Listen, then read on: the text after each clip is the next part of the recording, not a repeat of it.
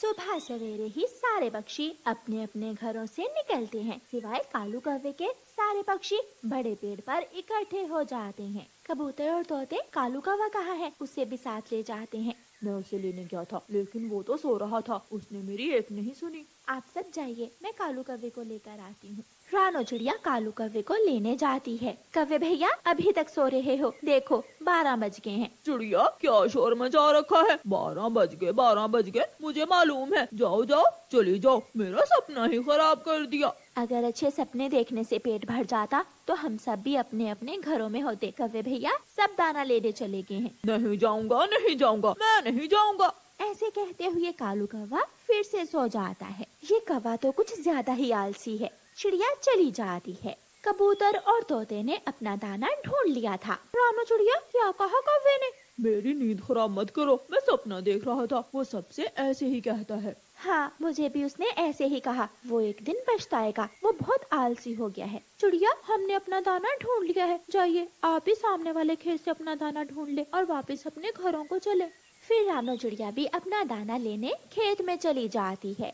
शाम के बाद जाकर कालू कौवा उठता है। 1 2 3 4 5 9 10। अभी तक मेरे पास पूरे 10 दाने हैं। अभी मेरे काम करने के दिन नहीं है, जब घर से दाना खत्म होगा तो देख लेंगे। ऐसे सोचते हुए कालू कौवा एक दाना खा लेता है और दोबारा सो जाता है। चिड़िया भी दिन भर की थकी हुई थी। वो अपनी बेटी को दाना देती है। चिड़िया की बेटी दाना खा लेती है और वो दोनों माँ बेटी सो जाती हैं। पेड़ पेड़, अपना फल थोड़ा और नीचे करो, अभी तक तुम्हारा फल मेरी चोंच तक नहीं पहुंच रहा। पेड़, मैंने क्या कहा है तुमसे? कौवा नींद से उठता है। कितना अच्छा सपना था। पेड़ अपनी डाल नीचे करके मेरे मुंह में फल डाल रहा था। वाह वाह, अगर ऐसा पेड़ मुझे मिल जाए तो मजा ही आ जाए। दूसरे दिन कालू कौवा नदी पर बैठा हुआ था। एक कौवी जो चोरनी थी वो कालू कौवे के घर में आती है। उस कौवे ने तो बहुत दाने अपने घर में जमा किए हुए हैं। ऐसे सोचते हुए वो कौवे के 10 जमा किए हुए दाने चुरा कर ले जाती है। जब कौवा वापस घर आता है तो देखकर रोने लग जाता है। कोई चोर मेरा दाना चुरा कर ले गया, अब मैं क्या करूँगा? कौवा बैठकर रोने लग जाता है। कौवा रोता हुआ दाना ढूंढने जाता है, लेकिन जंगल में कोई भी नहीं था। ये सारे पक्षी कहाँ चले गए? जंगल में कोई भी पक्षी नहीं है। कौवा रोता हुआ तोते के पास जाता है। तोते तोते, मेरे साथ आ जाओ, मैं दाना लेने जा रहा हूँ। ना अभी कौवे, अब समय गुजर गया है। मौसम का संकेत देने वाला पक्षी बताकर गया है, आज शाम से बारिशें शुरू होने वाली हैं। जो घर से निकला मारा जाएगा। ये बात सुनकर कौवा डर जाता है और वहाँ से भागता है।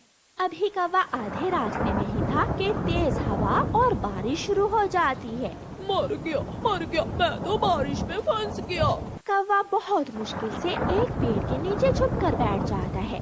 रानो चिड़िया अपने घर में अपनी बेटी के साथ बैठी मजे मजे से मीठा फल खा रही थी। कालू कौवा खिड़की में से झांक कर देखता है। चिड़िया, चलो मेरे साथ, दाना लेने जाना है मुझे। कालू कौवे क्या पागल हो गए हो तुम? ये वक्त दाना लाने का नहीं, बारिश शुरू हो चुकी है। चिड़िया प्लीज मेरे साथ आ जाओ, बस एक बार। कालू कौवे याद करो, जब मैं तुम्हारे पास तुम्हारे घर गई थी तो मैंने क्या कहा था तुमसे कि सपनों से पेट नहीं भरता। जाओ, अब मैं तुम्हारे साथ नहीं जा सकती, मैं बारिश में भीग जाऊंगी।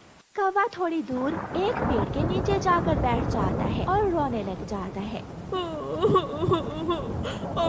अगर उस दिन मैंने चिड़िया की बात मानी होती तो आज मेरे साथ ये सब ना होता। मम्मा, कालू अंकल वहाँ बैठकर रो रहे हैं। फिर चिड़िया को कौवे पर दया आती है और चिड़िया एक मकई का भुट्टा लेकर कौवे के पास जाती है। कौवे भैया, ये लो मकई का भुट्टा, और अब हमेशा याद रखना, हर काम समय पर होता है। ऐसे मौसम में कोई भी तुम्हारे साथ दाना लेने नहीं जाएगा, क्योंकि दाना लाने का समय गुजर गया है। शुक्रिया रानो चिड़िया, मुझे एहसास हो गया है कि सारे काम मुझे बारिश से पहले ही कर लेने चाहिए थे, और ये कि सपने देखने से पेट नहीं भरता। दूर किसी जंगल में टूनी चिड़िया अपनी सास के साथ रहती थी। टूनी चिड़िया की शादी के 5 महीने गुजर गए थे, लेकिन उसे अभी तक कोई संतान नहीं हुई थी। इसलिए टूनी चिड़िया बहुत चिंतित रहती थी। उसकी ये हालत देखकर उसकी सास उससे कहती है, बहू, ज्यादा चिंता करना ठीक नहीं। अभी तेरी उम्र ही क्या है, हो जाएगा अंडा भी। टूनी चिड़िया को अपने ससुराल में किसी भी चीज की कोई कमी नहीं थी, बस कमी थी तो एक बच्चे की कमी थी। इस तरह कुछ समय और गुजर जाता है। एक दिन टूनी चिड़िया अपने पति मानो चिड़े को बताती है, सुन रहे हो जी, मैं माँ बनने वाली हूँ। ऊपर वाले ने हमारी विनती सुन ली। ये सुनकर टूनी चिड़िया का पति मानो चिड़ा खुशी से नाचने लगता है। मैं पिता बनने वाला हूँ, मैं पिता बनने वाला हूँ, आज मैं बहुत खुश हूँ। उन दोनों की बातें सुनकर टूनी की सास वहाँ आ जाती है। बहू, ऐसी हालत में तुझे बहुत सावधानी बरतनी होगी। अब से तू बस आराम करना, घर के सारे कामकाज मैं कर लूंगी। वैसे भी इतने दिनों बाद संतान की खुशी हमें मिली है। सासू माँ, आप ये क्या कह रही हैं? मैं माँ बनने वाली हूँ, बीमार थोड़ी हूँ जो मैं काम नहीं करूँगी। ऐसे तो मैं बहुत आलसी बन जाऊंगी। बहू, बस कुछ ही दिनों की तो बात है। जब तेरा बच्चा आ जाएगा तो फिर से काम करने लगना। अभी तू मेरी बात मान और जाकर अपने कमरे में आराम कर। मैं अभी भोजन बना कर लाती हूँ तेरे लिए। इस तरह दोनों सास बहू बहुत प्यार से रहती थीं। घर में बैठे बैठे टूनी चिड़िया बहुत बोर हो जाती है और वो एक दिन अपनी सास और अपने पति को बताए बिना ही जंगल घूमने चली जाती है।